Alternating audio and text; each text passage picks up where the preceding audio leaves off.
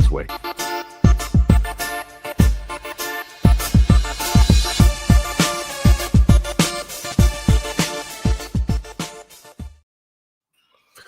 What up, everybody? Welcome into the B Team on Jackrabbit Illustrated. As always, I am Brendan with Ben and Chad for the night, completing the BBC. We are here courtesy of our title sponsors, Kubota Dealers of South Dakota, with 9 locations across the great state of South Dakota. There is always a location near you to get into some orange equipment today. They have reliable, efficient equipment for you on your home, your acreage, your farmstead, or anything in between. They've got all the equipment you may need, from tractors to side-by-sides to skid steers and anything else, with all the attachments and implements you may need. Get yourself into some orange equipment today. And they also have parts and service to keep it running nice. And should anything break, they've gotten you taken care of. So, what is this? What? Mid-read, he does it. I didn't even know. Anyways, what he was doing. he did a cartoony snoring thing. As always, our our show sponsor for the B Team is Culver's of Brookings, Watertown, with 2 great locations. Get yourself into a better brand of beef that makes a butter burger better. They don't have the pub burger anymore, as delicious as that was. That was also seasonal, so that's gone. But you can always get yourself into the classics, the fish sandwich, and everything else. They've got a huge variety on the menu. Obviously, the classic go-to is the double Culver's Butter Burger Deluxe with cheese, and then get the fries with some cheese sauce to dip it in. Get yourself some frozen custard afterwards, because you need to treat yourself. So Culver's, Brookings, Watertown, go in there. As always, my recommended betting currency with friends is Scoopy tokens, to make it as painful as possible for them to pay you back, and then you can just keep them and never use them. You just keep them forever, and just to say you got them. And so you have them hanging on your wall somewhere. I'm gonna make a frame, I think, and put them behind me in my little den here. I like it. Yeah, quite the game on Saturday. I don't know if we want to just dive right into it. Well, how about we got the soundboard going, and I love it. Yeah. Quick on the tailgate, we got some sick jackets from the Podfather. We did. They're have awesome. mine with me. Maybe I'll have my son go grab it. I can run up and grab it. My wife was just outside walking the dog with mine, so yeah. But she already owns mine. All about it. Ariel's all about it. We probably should get together and do something for our wives and significant others that put up with our nonsense. Probably that might be a smart play. We'll get in some Jackrabbit Illustrated gear. They love it. Yeah. Well, Ariel's getting that jacket. She wants it bad. So I know, but mine's already. They don't want that as a gift from us. But yeah. Anyway, we digress. Yeah, the tailgate was fun. A little chillier than I thought it was going to be, but not too bad. We watched the situation unfold on the highway. Thankfully, we were all safe from that. That was a weird situation, but thankfully, nobody was. The public wasn't ever really in danger there, but it was a little scary when everybody got the text, or the students anyway got the text. But they had to do it for safety's sake. But yeah, after that, got into the game. I was hoping for 12, and we got just under 12,000 for attendance. Which was not great, but not bad. I mean, it's not. Hey, Ree. Is it your anniversary? Since we started dating. Hey, so, yeah. Good for you. Yeah. Congratulations. Yes, congrats. Mostly to Ree, but you too, I guess. Congrats to her for sticking with me for this long. But no, I was obviously it wasn't as bad as a playoff game, but it was not as good as we would hope for a regular season game, and it was tough to get into it because that first quarter was the worst first quarter I've ever witnessed. I mean, and from an SDSU team for sure.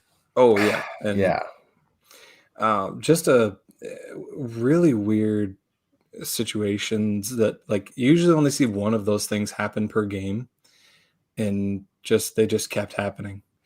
And even obviously, the pick six, which I don't necessarily. I mean, obviously Henry maybe could have seen him, but it was a very predictable swing pass, and maybe that's where I'll start.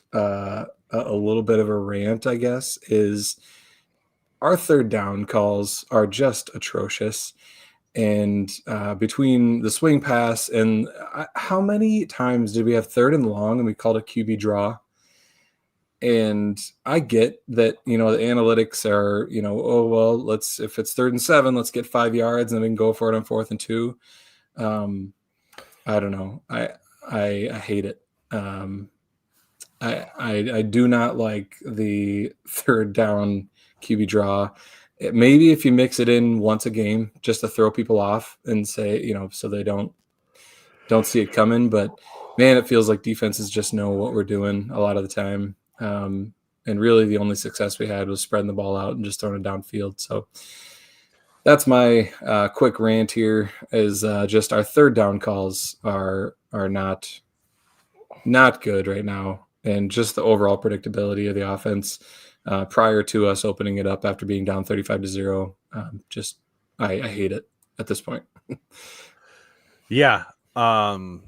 It's one thing to try to catch them napping once in a while, but to do it as often as we run it, it's not a thing anymore to catch them napping, and yeah, it's not good. It's starting to be too predictable. It's quarterback draw, it's wide receiver screen and everything. And we've defended the play calling for a long time, all season on this podcast. And boy, especially like that first drive, you're like, man, like who saw those plays coming? I'm so surprised, and so was Illinois State. You were very surprised in the stands too. Yeah, I was shocked. And it's a bummer. And I think the holistic thing, it would have been easy for the team to have let that continue snowballing and not fought back. I will say that that was very admirable effort to not let that stuff keep continuing and getting their heads down and letting that they fought to come back, and you can argue they really, really had a chance to do it. And like even our good friends on the Blue Bloods, Timothy Rosario on there, he commented like Illinois State got out of their rhythm on offense and could not find it back. And you score that, you catch the one in the end zone for a touchdown, or you score one more to get it within a score. I do think they might actually come back and win that game, which is crazy to think, when you're on your third string quarterback and injuries and everything else. And I think that's the frustrating part about this stretch is the team that won 7 games is still in there. Like they just haven't had it come together. Obviously, even with the injuries right now, this team the current construction playing at its best probably doesn't beat the team week 2, but they're capable of pulling any one of these games out. Maybe not the NDSU one, but Indiana State for sure. USD, there was a couple plays go a different way. You catch an interception, whatever. That's a winnable game. And then this last one, you don't have 3 catastrophic mistakes immediately in the game, and who knows how it goes.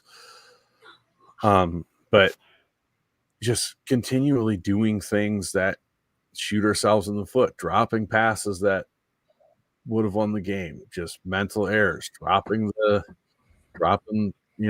pooch kicks and fumbling, or throwing a pick six, or calling a reverse on 4th and 1 to when the game's in the balance. Just doing dumb stuff that hurts yourself over and over. It's just, and we've been saying this for it's been a month now. If this team gets it together, they're still good, but they haven't put it together. They have to do it. There's no more. There's no more time. You have to now. Right. Go ahead, Chad. Yeah, I was just gonna say, how crazy was that sequence of events? Like, when was the last time you heard of a punter getting what appeared to be an upper body injury on a punt that went Right. awry? Like, Right. it was so crazy. It's things I've never seen happen in football. And it was it's kind of I don't know, microcosm of the season where, you know, from all the key injuries we've had, and then, you know, to I think it was like the second or third play of the game, we lose maybe our best linebacker. And like you said the other night, Chad, that it was the right call by the letter of the book.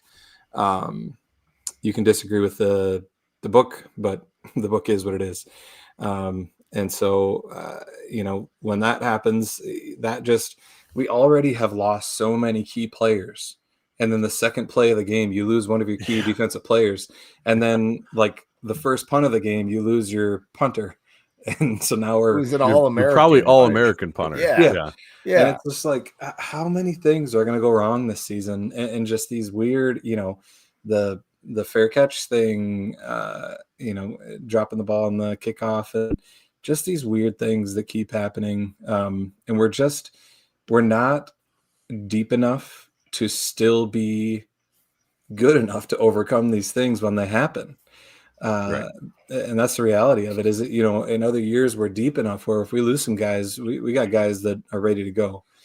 This year, because of what happened in the offseason, that's just not the case.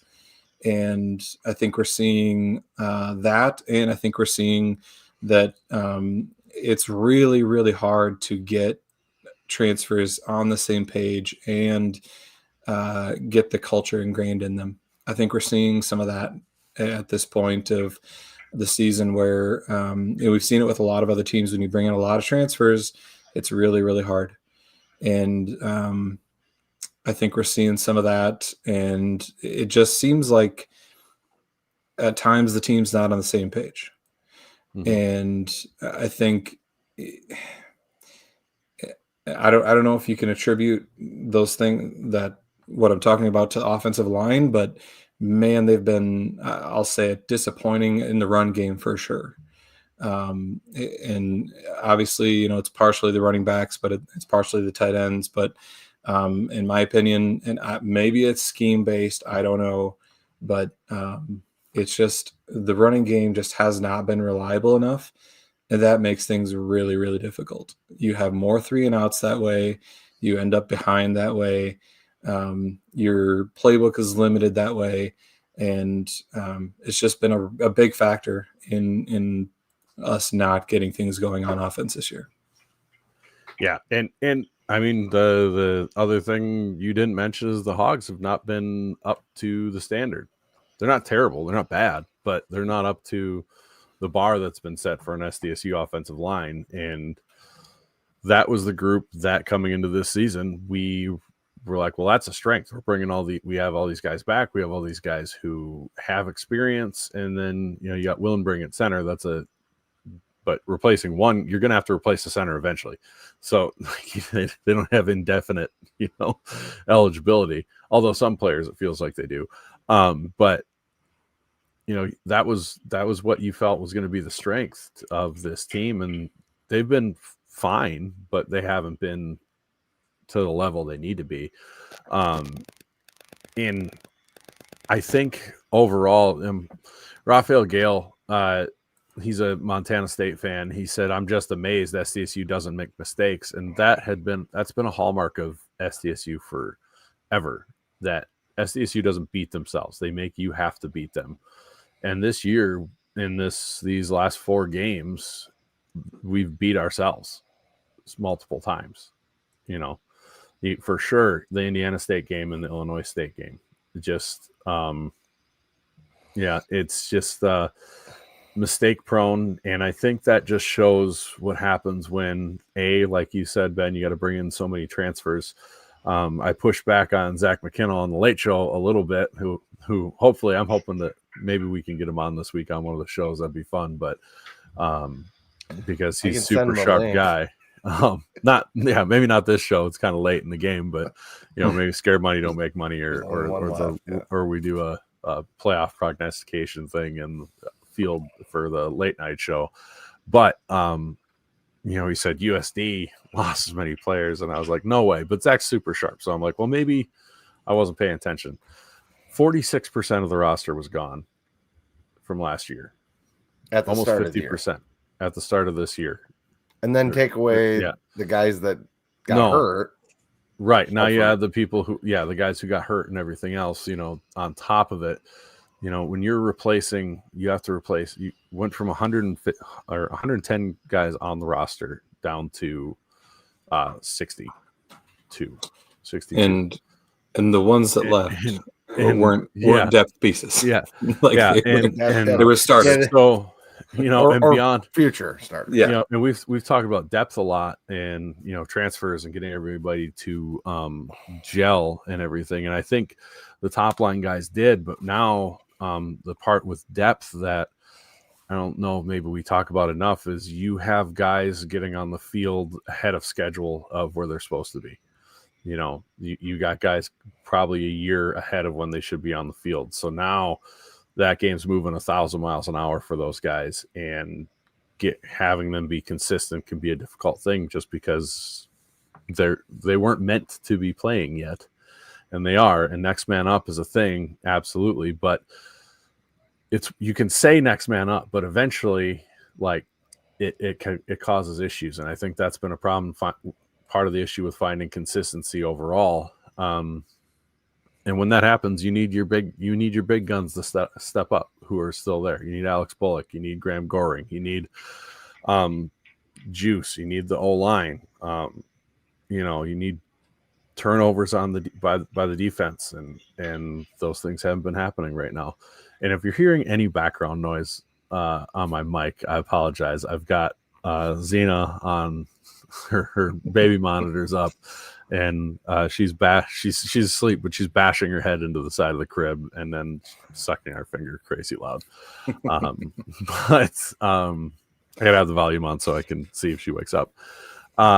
So anyways, we're giving mom a night off here, but so I think that's a big thing. You have so many guys ahead of schedule playing that you wouldn't regularly do that with. Plus these are young guys in a new system, offensively, compared to what they were used to from last year and everything else. And all this to say, all these things are fixable. Carter Nold says, and that is precisely why we've struggled on special teams. Yeah. That's where your depth shows the most. I remember talking about that 3-4 years ago now, where the depth shown through on special teams, and Dallas talked about it all the time, or think about 2022. We ended up having 22 different defensive starters throughout the season because of injuries, but that depth had been built up over the years, and now you're starting back over. And this is the result. And all that to say, look what you did. You realistically could have come back from 35 points down and won a game against the top 20 team in the country, who could potentially be, if they went out, they've got a really good resume to get like a top 14 seed in the tournament, that you could have come back on, and you were coming back on, and you shut out for 2/3 of the game. So I don't think it's an automatic loss this week, is what I'm getting at with the way they punch back and everything there. We'll get to that later. I think we were just I wasn't intending to come across as and I don't mean you were either. It's just the general vibe of the Jackrabbits world right now. Yeah, and you kind of get that. When's the last time we won 4 games in a row? Mm-hmm. Honestly, I'd have to go back and look, but I bet it's been a long, long time. 2011 was the last time we lost 4 games in a row. 4 games in a row. Okay. Yeah. So that was before the big playoff run that we've had. And I think just to provide a little more perspective is just that, the crazy thing is the guys, you mentioned how many guys came back. It wasn't a whole lot, but we did have some pieces that came back. Mm-hmm. Almost every one of those pieces that were like going to be key contributors are injured now. And it's like, Right. how is that even possible that of the pieces we've lost, it's been the key contributors that we had coming back. So now, you're almost down to basically nobody from last year. And it's just, it's really, really hard, especially in a year like this, when you've got all these new guys, all these transfers, all these young guys. It's really, really hard. Having said that, I completely disagree with booing the players. Did that happen? I Oh, yeah. vaguely read that, but I did not hear it. We didn't hear it on the east side. It was happening. And I'm sure they weren't booing the coaches though, because I don't know. Hard to tell when you're a player I on would the field, but I don't care if it's coaches or players. right. I don't like it either way. I mean, because I don't know. The thing is, clearly, I said earlier that 7-4. It is, and I said earlier I don't like our third down calls, but remember all these things we just said about how many injuries we've had, how many transfers we had, and all these things. The coaches are trying to coach through that, and they're doing a pretty damn good job. Like Brendan just said, that we got down 35-0, we almost came back and had a chance to win the game. And we've had all these injuries, and we could have went down to USD and won. And it's just, it's, in my opinion, I think it's a very entitled and ridiculous thing to do is to boo the team that you root for. And it's like, I don't know. I don't like it, especially at the college level, maybe at the pro level, but at the college level, I hate it. Yeah, I mean, at the pro level, at least those guys are getting paid to do it. Like, I mean, come on. Yeah. But I will say this, and I hope this comment stings if you're one of the people who booed. There's one place I would expect the fans to boo there. If you were to wager that a fan base in the FCS was booing a program that was 7-4, I would have picked Fargo and NDSU fans. So that's absolutely an NDSU fan activity. Oh, 100%. And I don't think they've done it either. Oh, I don't think they have. I have to sit there with like my hood on, like really quietly, when I hear some fans sound exactly like NDSU fans. They're just like, "Oh, this is terrible. We're awful now. We're gonna lose 5 games in a row, lose the season," and it's just like, I hate it. They just the expectation that every year is going to be like 2022 and 2023 now is just wild. And here's for those fans, if you are listening, because I can hear you already. Well, NDSU's had three coaching transitions and they've won national titles. This is not NDSU has not done this. They've not had to deal with what we just dealt with, what Dan Jackson, the coaching staff, or this program dealt with.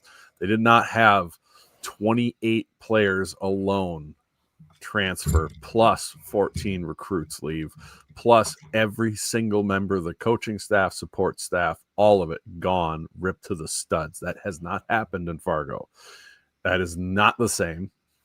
And if you believe it is, do the research. Go look it up. Go look up how many players left those years. When they're bemoaning the transfer portal, it was like Jasir Cox and stuff, or Cox leaving for LSU and stuff, but it wasn't some mass exodus. They weren't down to 60 players. That did not happen in any of those transitions. It was not a thing. It's not the same. It is not the same. So you need to relax, and people need a little bit of a dose of reality of what the coaching staff's dealing with. And just because, and somebody, God, I don't remember who made the comment now, but they said, and this will be a postseason conversation, but just really quick. Do you think with Coach Jackson's recruiting, how fast can he turn it around and get that depth? I don't know about the building depth part and everything. However, I will say Coach Jackson didn't get a proper offseason, a proper time of recruiting, any of that. While he was trying to recruit transfers and keep recruits and keep players and everything else on top of that, he had to hire an entire coaching staff. He wasn't just finding a DC and an OC. Every single coach on the staff had to be found, interviewed, talked to, hired. Strength and conditioning coach, talked to and hired. All of that while you're trying to fill out a roster that has 50 open slots. So let's just see what happens. And Seth, I know he says they have a coach leave. They have yet to have a coach leave with the transfer portal and NIL. When Pulisic gets poached, they'll go through it. It in programs of the size of the only comparable situation I can think of that was in a large FCS blue blood program, and that was after they left for FBS, was Signetti leaving James Madison. That was a similar situation, but they were already at FBS, and he gutted that program, taking players with them, and they bounced back just fine, and I expect SDSU to. But I mean, there was a couple like Austin P and stuff like that. They've lost a ton of players, but that's a different grading scale, right? You're grading SDSU on a different scale than Austin P gets graded. So, but anyways, all that to say, I have full confidence in Coach Jackson and the staff for next year when they have a full list of full proper seasons worth of recruiting and everything else to build this stuff quickly. And that's not to say that this season's over. Obviously, no. We'll get into the UND game in a bit here, but I think that due to the injuries, we've had to push a lot of people into positions that they didn't necessarily plan to be in this year, but we've had them for long enough now that there's a chance that this team has enough experience later in the season that they could make a run. Absolutely. And you get a guy healthy here and there, and you get some guys' confidence in their positions. The second half team against Illinois State, that team could go on a run in the playoffs for sure. You play like that, you play focused and confident. Our team has enough talent to do that, and so. I hope that, and I have faith that Dan will have him in the right place. That we'll see a confident team that's ready to go in up in Grand Forks.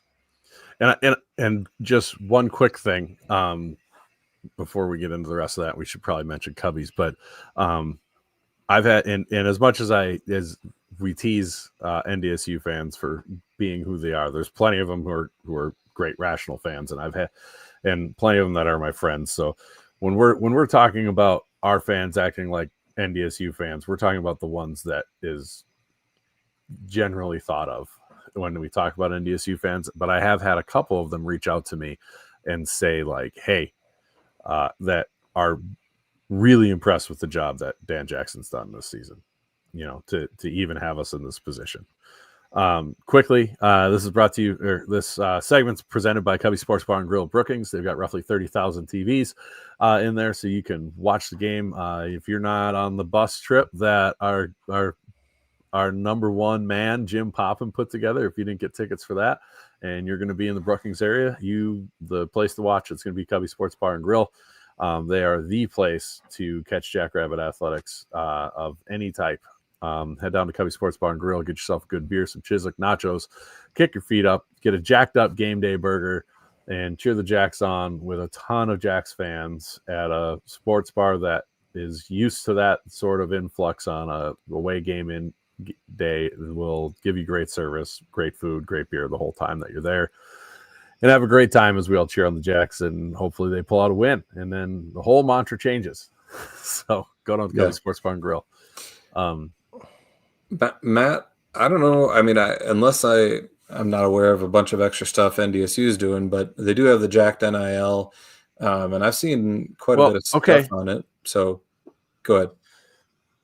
It's not. We opted in. So everybody worried about NIL. Stop it. Put that down. Don't come on. Every time I talk, we should probably read Matt's question. Matt says, "Yeah, go what do you ahead." mean? Can we quit? We have a sponsor that paid for that. You can't quit. Maybe after the Doesn't season. have to be every time I open my fucking mouth. Okay, You're just now very ranty. to be clear, you've had plenty of things, and I just thought maybe this would get into rant territory. I mean, every time we talk at tailgate, one starts in my head. Oh, Jesus, I do not do it at tailgate. I'm Oh just my kidding. God. I'm just kidding. Oh my While we were I'm standing kidding. around setting up, talking about how the season might go. Mhm. You No, I'm too, just man. kidding. So Matt says, are we not concerned with a lack of effort on the NIL front?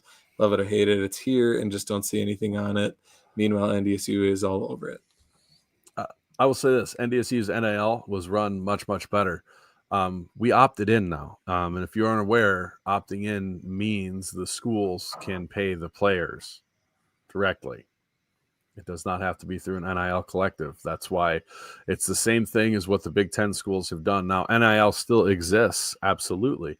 But I think what you'll see through SDSU is you're not going to see it as much on the NIL front as you will hear from, as it will be from, and absolutely donate to it, to the NIL. I'm not saying that, but I think what you'll see when it comes to keeping big players and everything like that, it'll be something through the school where they get those big donors and things like that. I do agree with Seth. I wish our NIL had a monthly subscription option and like Yes. a members club deal. Right. It's a no-brainer. Every major school does it, whatever. and it's really easy to run and it's cool to do, and, and fans just eat it up. It's easy money. So I don't know. Yeah, we should probably talk to somebody about that. Yeah, we've said for years send out yard signs or something for people that are part of the Jackrabbit Club, and that's the one thing that we've banged on in the past that hasn't. Everything else feels like everything else we complain about gets taken care of, but apparently oddly has not cleared the bar of ideas. So we probably need to bring it back up though. Yeah, but yeah. So, anyways,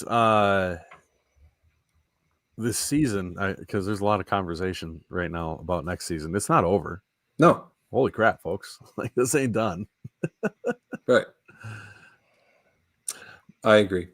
All right. So now that we've beat that game to death and talked about why we are where we're at, let's look at the top 25, which is SDSU in this week. Yes. We'll see. Yeah. Hey, well, spoiler Jeez, Chad. Not if you read Brendan's poll. True. My poll didn't have us in there. Yeah, I know. Not. I don't blame you. All right. So NDSU number 1, Montana State 2, Montana 3, Lehigh 4, Tennessee Tech 5, and then for Valley teams, we've got UND all the way up at 11, Illinois State at 14, Youngstown State at 16, USD at 18, SDSU at 22. Hanging on to the top 25. But the team we do play this coming week is number 11 on this poll. Mm-hmm.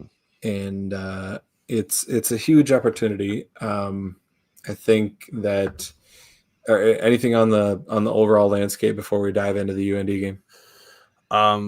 I recommend giving obviously the FFN show a listen and the Blue Bloods a listen to hear the bubble's tight this year, and there's a lot of teams that could get at large bids, and adding the Ivy has added a whole new layer to that. So anyways, yeah, Rev says just skip Stephen A. Austin, you jerk.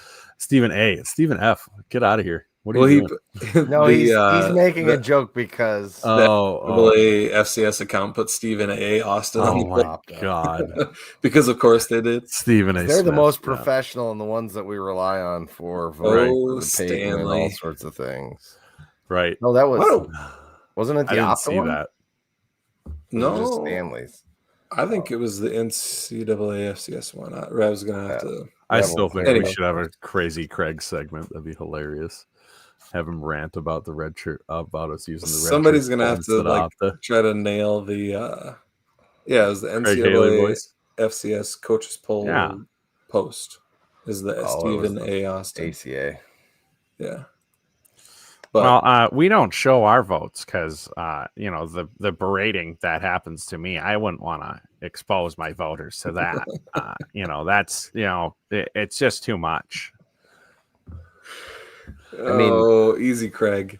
I've seen you guys have to defend yours, but it's never been like that intense. Yeah, because if you don't say dumb shit like, "Well, it's North Dakota State," obviously, then. Can I be McFeely then? Oh, geez, this is gonna go swell. Bad Mike and Crazy Craig. Oh my God, we'll have to come up with a bit. God, that'd be good. That would be good. Well, this game, it's us. I mean, we've been here for too long now. It's this game doesn't even matter anymore. It's time to go to the FBS. I don't even care what we're doing. I don't even like covering this football anymore. I hate it with a passion of 10,000 suns, and it doesn't matter. Yeah, pretty much. You'd rather be 5-5 and go to a bowl game. I'll have to clip that and send it to him. He's actually, I'll give it to him. He's actually a pretty good sport with a lot of the shit people give him, but he's got a thick skin with the way he is. But anyway, yeah. Anything else on the national scene before we go on? There's gobs of games that matter this weekend.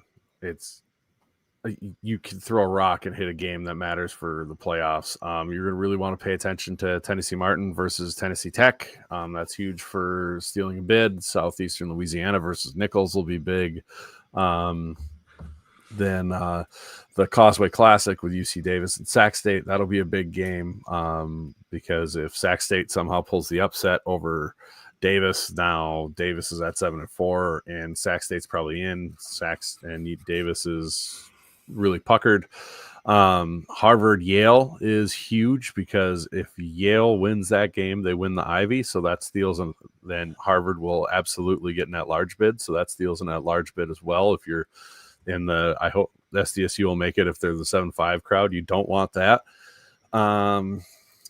Lehigh Lafayette will be big. That's another bid stealing game. That's a rivalry. It's the most played rivalry in the history of football, of college football. That's a big one to pay attention to because if Lafayette wins that, they win the conference, the Patriot League, and then Lehigh for sure is going to get an at-large as well. So that'll be huge. Yeah, there's a whole, you can, like I said, you can throw a rock and hit a game that matters. Plus, you got Southern Illinois State's a big game. Our game's probably one of the linchpin games of how the playoff goes. Seth Meyer says Austin P playing Tarleton for their playoff lives. That'll be huge for everything from seeds to who makes the tournament. Southern Utah in theory could get the UAC.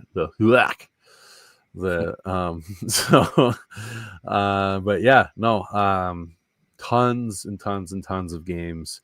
I'm sure, listen to Herder, listen to McKinnell, listen to Kevin Marshall. They'll have a more complete list of what to pay attention to this weekend, but you should probably be wearing out your remote this weekend, chasing games because there's a lot that are going to matter. And it's a perfect weekend for it to be an away game because you get an opportunity to watch some great FCS football. It's all going to matter.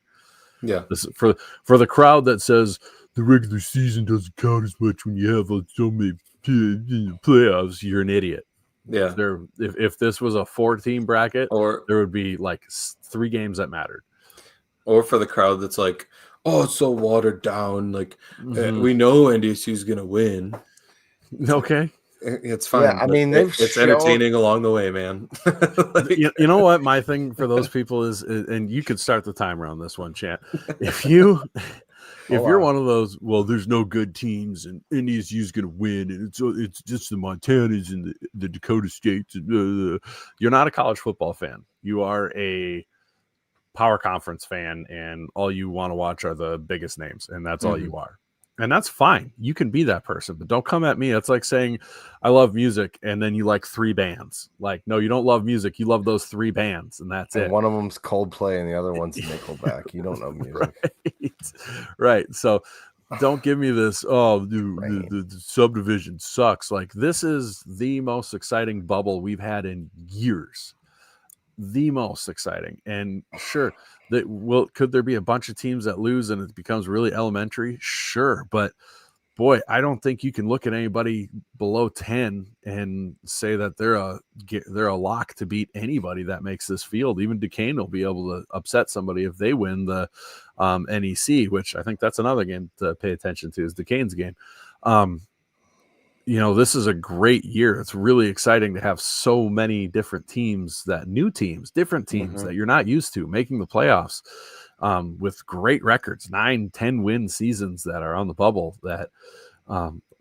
That's great. You don't have 8-7 win teams, jockeying for the last 3 spots. You're going to maybe get a 7-5 team, but there's going to be and it'll probably be leave at the expense of an 8 or 9 win team in a smaller conference. Like, it's going to be a lot of fun. Yeah, Zach McKinnon says McFeely would rather NDSU be preparing for the Duke's Mayo Bowl. Yeah, no kidding. I mean, I don't get it. But yeah, that it drives me nuts. Like, either you like football, fun football, good football that matters for every single team, or you just want to watch a bowl game that you get to pretend matters and self-flatulate to it, and what's hilarious, say you cover the FBS. I don't know what to tell you. Is he never talks about like the bowl games and how boring they're going to be. No. What he talks about, he's like, well, I mean, look at, JMU. They might be in the playoff this year. That could be us. Right. Or you could never reach that success in the FBS. You just might not. Like, right. you don't have the resources that JMU has. Like, well, yeah. You think you're just going to be a JMU and FBS right away? Right. Well, and they and location, recruiting, Fargo's location. Definitely. Yeah, it's just the arrogance is wild, and I actually don't know. It would be awesome to see him go FBS and go like 4-6 to 6-4 in that range and never do anything else. That would be just wild. Watch him wallow in misery, like barely making bowl games.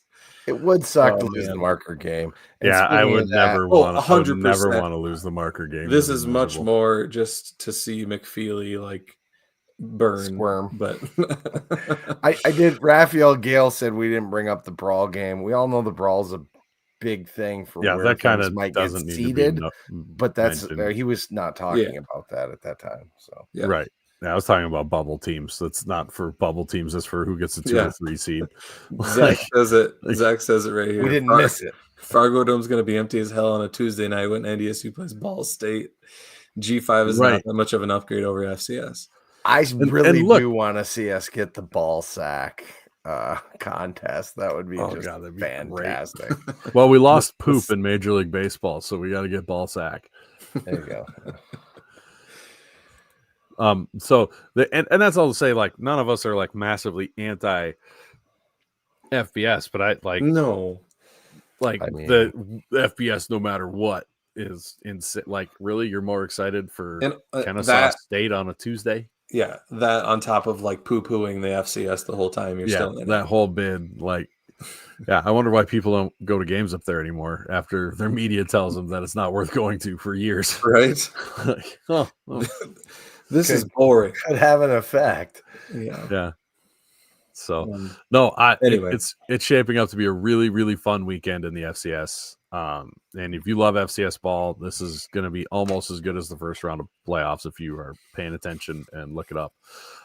Sam Herder has a handy list already out there on his site, but listen to the Blue Bloods. Those guys will cover really well if you want to have it ahead of time, or Friday is when Kevin Marshall and FCS Nation comes out with their show if you want to catch that pod and try to get some info from there as well. And we'll talk about it on Scared Money Don't Make Money more as well. For sure. Kevo seems to be enjoying South Carolina. Yeah. Well, I think he misses it maybe just a little bit. All right, well, let's get into the game that matters the most to us. yeah, we talked about the implications, the linchpin of the playoff picture, and it's odd that UND sitting at number 11. If they lose this game, they might not make the playoffs. Right. I don't think they do. They have no. They would actually. They'd have the Youngstown State win, and that's it. On paper, they would have a worse resume than us if we lost, like quite a bit worse.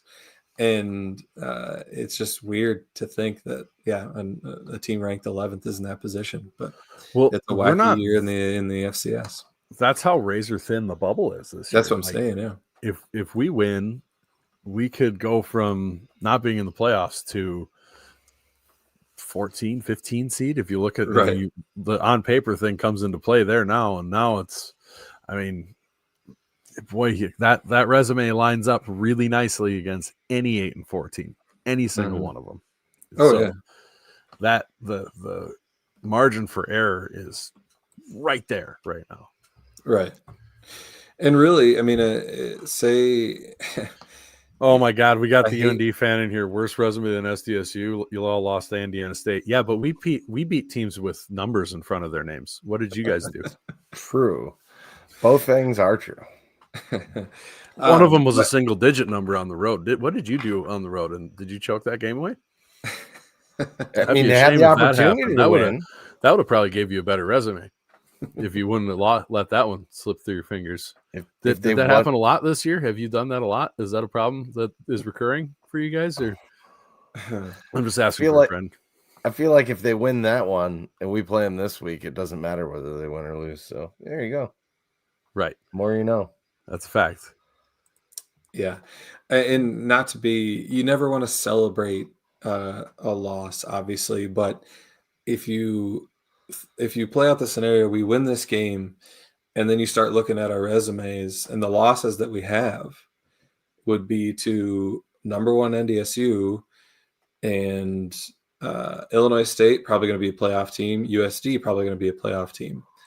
And then Indiana State, which is obviously a bad one. But if those are your 4 losses, and then you have the wins that we have, your resume is not that bad. I mean, Mercer's probably going to be a top 8 seed, potentially like up to top 5, 6-ish. And they lost to effing Presbyterian. Yeah, I mean, weird stuff happens in a season. And to be very, very clear, we are not arguing about if we should make it at 7 wins. No, at all. We're saying we did that in the chat. We've had that. We've hashed that one out, and I don't think it's done. I'll sum it up.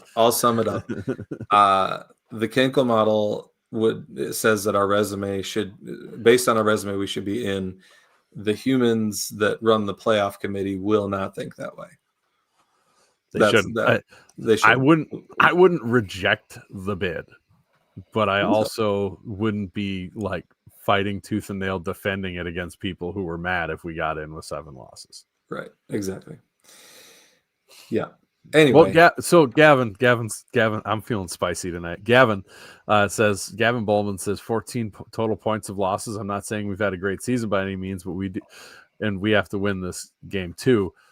We've said it all year that UND this year has become what they hated the most, and that is the UNI of old. That, I mean, realistically, and them being at 11 is strictly an eye test thing.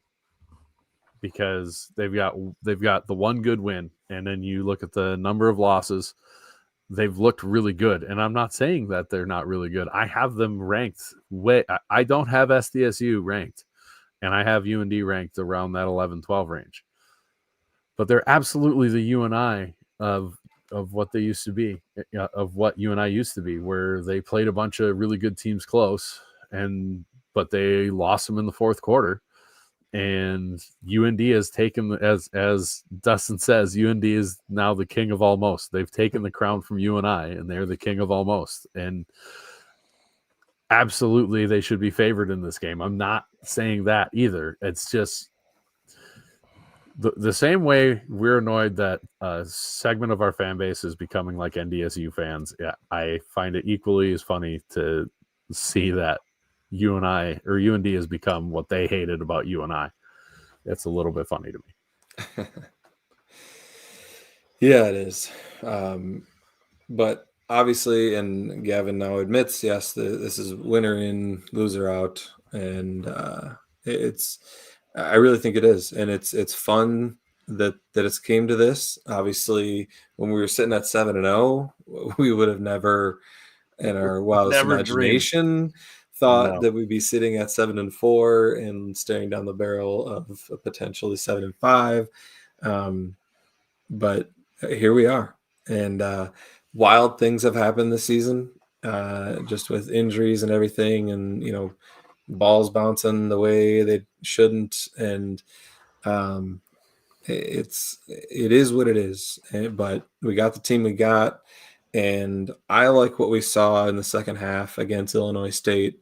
I honestly, I thought the defense played a pretty good game overall, considering the positions they kept getting put in.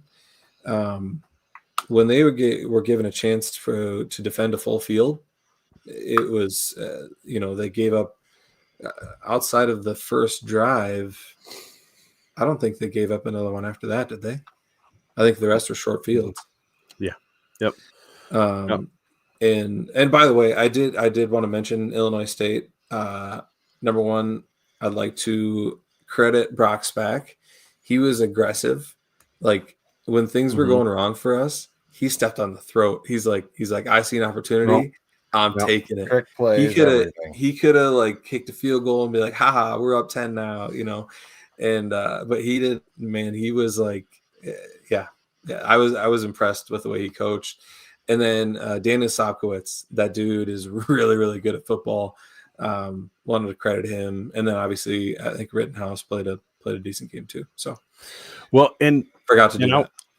Yeah, and I want to point out off of that, number one, that goes to your point of how the defense played. If they gave up 35 points against a team of that caliber, being put in the positions they were put in, that was running a bunch of trick plays and having to go for it on fourth down to score just in those wacky situations. Stuff. They threw triple the reverse passes. Yes, right. They threw the kitchen sink at us. But number two, as a Jacks fan, I mean, honestly,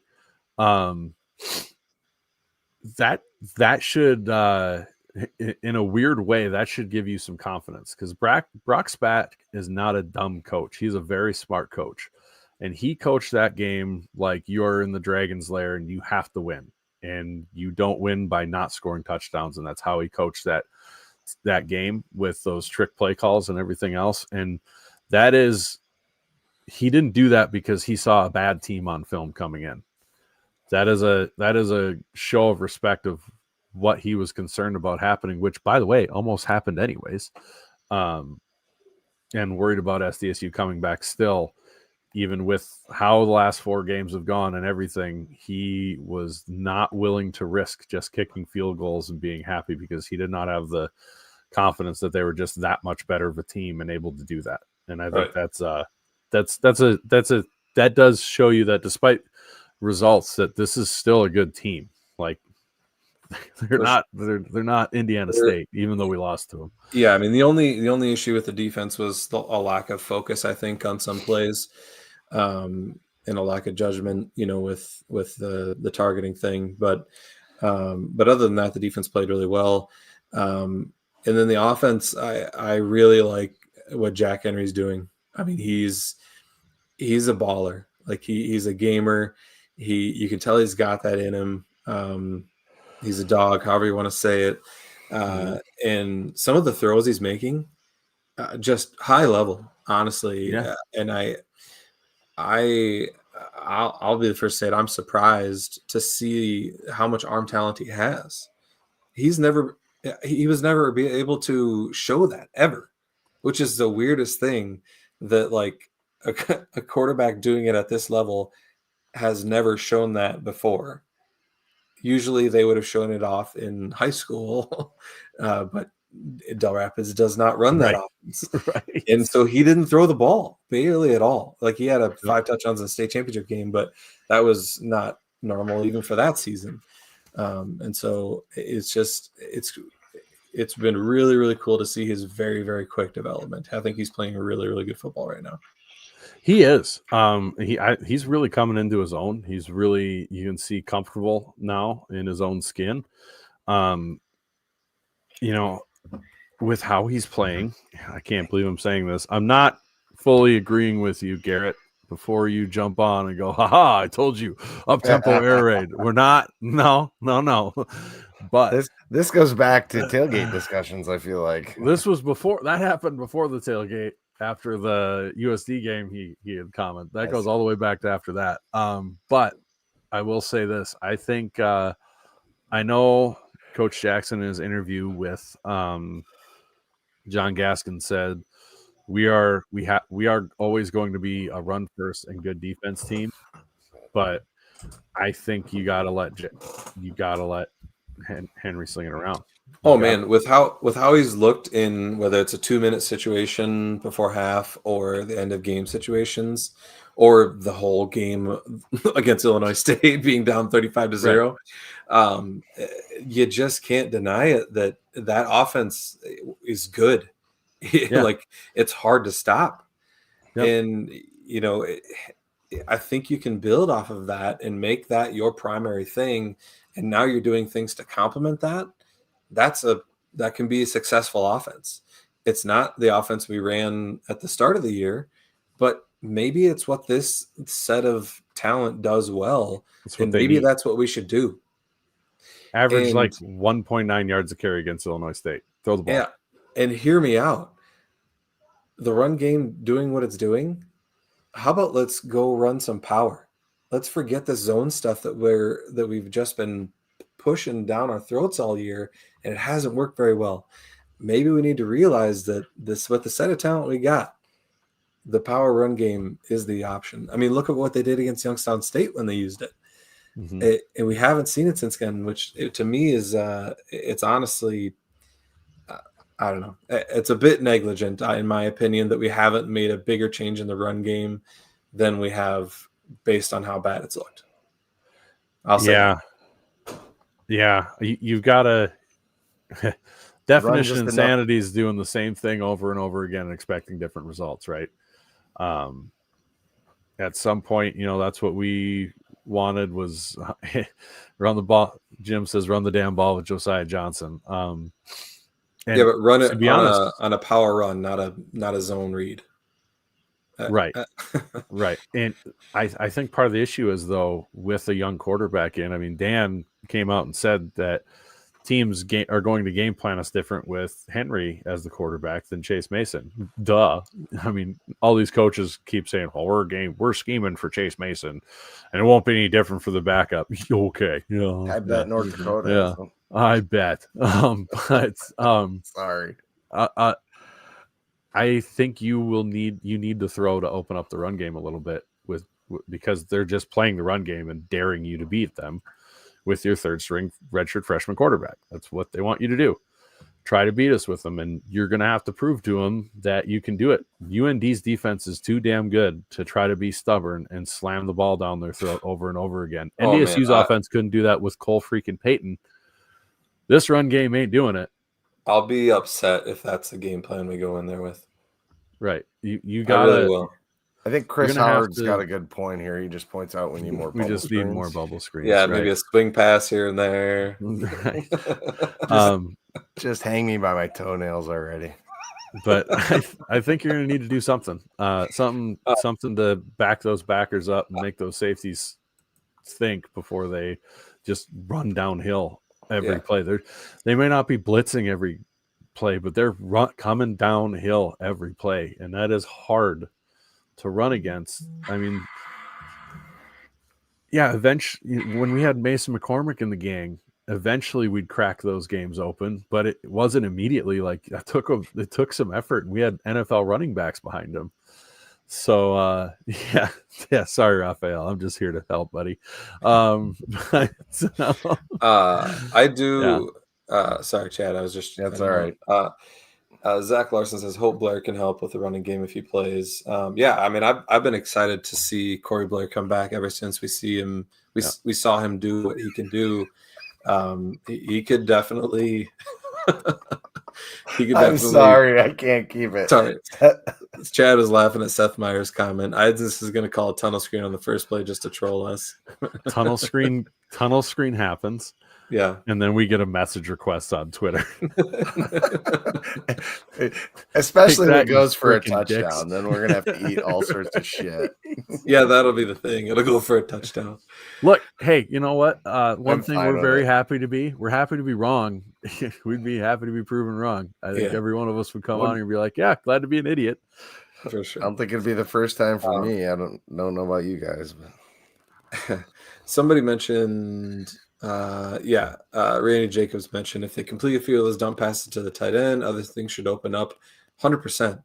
Loved the way they were utilizing Gannon. Yep. Just go stand him in the middle of the defense and throw it to him until they stop it. Right. Like, how have we not had that man all year? Like, right. I think we've been trying to block with him for the run. I think that's honestly the answer there. But over and over again, over games that, man, when we were winning, you have to. So remember when we were winning and we had some criticisms. Right. We haven't seen those criticisms change, and it's hurt us. So I'd like to say that we were right. Yeah. Yeah. And I tried to push back on you, not very well, but I tried. Yeah. But you were right. I will say, if you compare our running back room and where they are today, I think future-wise may be different. But and you said, what guys do you want the ball? You want the ball in their hand more? Alex Bullock, Jack Smith, Graham Goring, or the running back stable? You probably want. I would want Jack Smith and Alex Bullock and Graham Goring with the ball in their hands as much as you can, and that's where I get the short bubble screen thing, but maybe we try to get in their hands a different way. How about slant routes? Those might work. Those exist still? Out routes? The team still run slants? You know, I think the talent's there. Oh, my God. And when is the last time you saw a good slant route from SDSU? From us? No, I thought that earlier this year. I just said something to someone in the last game. I was like, hey, cool, they ran a slant route. Those are really hard to stop. It's sure too bad that we don't run any. Oh, man. I'm sorry. Somehow we turn this into the bitching about the play. Yeah, I'm sorry. Well, I mean, you have to. This is part of the fun that we used to have when we weren't like really good every year, because we were a podcast before 2022. And, right, we were. People forget we were that. Well, nobody else was watching us besides Jim Papa and the Myers, but. Thank God bless you guys for putting up with that era of Jackrabbit Illustrated. True. I don't know how people stuck through that, but no, it's definitely. There he is, Garrett. That sounds like air raid, Brendan. I told you. I knew it was coming. I tried to get ahead of it before I said it. And I would like to point out again that I was right, that I said that we should do hurry up. We were doing hurry up the first drive of the game. So you're gonna hurt your arm patting yourself on the back today. You know that? That's true. I just like to point it out. If he pats his back with his good arm, you're gonna have to I don't know. You're gonna have to carry things for him and stuff because he's gonna be sore from patting himself on the back all night. Ben thought he was wrong once, but he was mistaken. Anyway, we should probably get going soon. Yeah, that time of night. Oh God, it's 1:03. Should we talk about the game more perchance than just our play calling? Against UND. Yeah. I mean, just quick. It doesn't have to be long. Yeah. No, I think, like we have said, we have not mentioned any of our other sponsors. Well, it's Wooden Leg Brewing time. Yes. And then I have one. And I don't have a beer, but hop down to Wooden Legs Brewing. Get your beer before you get on the bus. There's going to be plenty of drinking on the bus. Get yourself some man cans and take those with you on the trek up to North Dakota. There you go. And also, thank you to Hadrick Ranch, the producer of Hadrick Ranch. Troy was nice enough to bring the prototype bottle of Hadrick Ranch to the tailgate, and we are very excited to develop this. This one tastes a bit like Hy-Vee Ranch. We may have to work on it a bit. Eerily similar, some might say. Eerily similar. It looked even more like it when it had still the label on the very top. If you look too close, you might say the bottles are identical even. Yeah, love seeing Troy at the tailgate, and I was talking to him about the process that he had to go through to get the ranch to table certification, and I was just so impressed with what they've done, their dedication to it, and that is why their beef tastes so darn good. And if you see Troy, talk to him about it because he explains it really well, and it's actually really cool to hear. So thank you to Hadrick Ranch. And we would be remiss if we did not mention that they are now certified Angus beef that you're buying from them. Yeah, certified ranch to table. That's what. Yeah, yep. They were certified Angus already. Now they're certified. Right, but now they got the ranch to table. Now the ranch to table. So the stuff that you get from them is certified Angus beef. Yep. Yeah. So that is very cool. That is super cool. Yeah. Yep. Anyway, back to the game. Like we said, I think on offense we're just going to have to do what we've done well against in the last couple games. Call it air raid, whatever you want to call it. It's looked good, and I think that's what we're going to have to do against UND and see if they can stop it. I have confidence in our defense that it's been. UND has put up some points this year, but in games against good defenses, they've struggled a bit. And I think that we have a good defense, both eye test and statistically. And so I think we'll do enough to slow them down. And I think we come away with the victory. I'm not going to spoil my pick for Scare Money Don't Make Money, but. I will say this right now. I like the matchup for our defense, but on the same token, they are a better rushing offense than South Dakota was, and we struggled containing Phillips. That will be a big challenge. They're averaging 5.4 yards per carry. USD's 4.93, but they're averaging 210 yards rushing per game. Now, I don't think their quarterback is quite Aiden Bowman. He still can hurt you, especially if you let the run game get cooking. It's going to be hugely important in that building not to fall behind. I agree with you on the we're going to have to throw to open some things up offensively, but I will say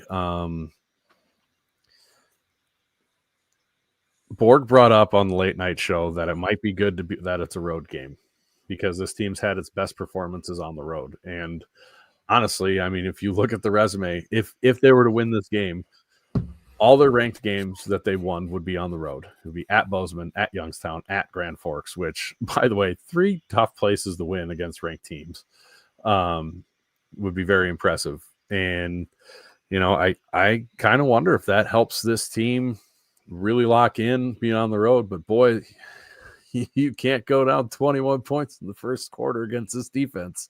No. That'll be a bad day.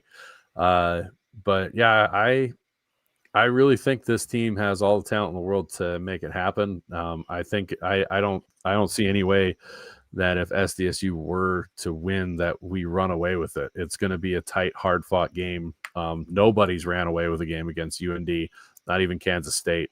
So if you're going to beat them, you got to be in a dogfight with them all the way through the fourth, and then you got to try to pull it out at the end.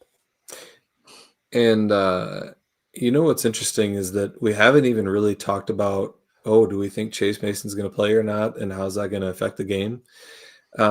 It's interesting that narrative has changed because of the way Jack Henry has played.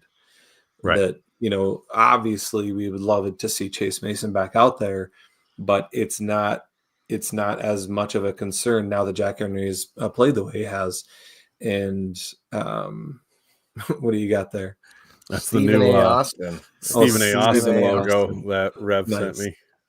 Saw. That's Saw, right. dude. The Saw Jacks. What's up? But no, I think it's way more if we can execute and be consistent and not and maintain that focus the whole game and not have the mental slip ups. I think if we can, I think that's way more important than whether Chase plays or not. Honestly, I think if we take care of those things, I think we do come away with a win. Yeah. And at this point, I am, until proven otherwise, assuming Chase isn't playing. Yep, I agree. You know, I think that's just the way to go about it. However, sounds like a taser is in somebody's background. I don't know why. It's somebody's mic. I don't know which one of us, but I was breathing. It sounded like a taser. Yeah, it was crackling, like I took a deep mic breath. static. Yeah, electrical. That's the power of the Ben. That's why he's right so often. He's just electric with his takes. It's just that's probably why he hasn't lost any of his picks, right? Yeah, I mean, he does work for an electric co-op, so I mean, he's electric. Oh, here it is. Yep, I agree. Raphael, he's been just dying for us to tell him more Jacks fans will root for the Bobcats than they would ever root for the Grizz. I'm telling you right now. Pretty much. We identify with and feel more similar to the Montana State fans than we do with Grizz fans. That's without a doubt. So our hatred for them goes a long ways back. Yeah. Oh yeah. We have reasons. For sure. By the way, the Monet Monet song was coming through clear as a bell on the Eat Shit Grizz Go Cats Go. Monet Monet was coming through clear as a bell on ESPN, and they did not turn it down. You could hear it so clear. That's great. Oh yeah, thank you to Northwestern Mutual. Yes. Chase is falling behind a bit in the Ounces on an 8th Stand fundraiser, but it sounds like we may have some bonus money coming or something. So maybe some matching. Some matching. That's what you're talking about. So matching. Well, and realistically, it's $1,000. It's not two. If anybody sees that, you got to remember once every five you get an extra grand from bonus thrown in from Alex's or from Northwestern Mutual. So hit that 20,000 mark and we will be right up to 21,000. So I am fully confident we can make it happen. And I have yet to count the money from the pudding shots. I just was really busy today after work trying to get my grandparents is serious to work on their car. It's a long story. That sounds like a long story. All right. Yeah. With that, like Jim says, like we always say, go big, go blue, go Jack.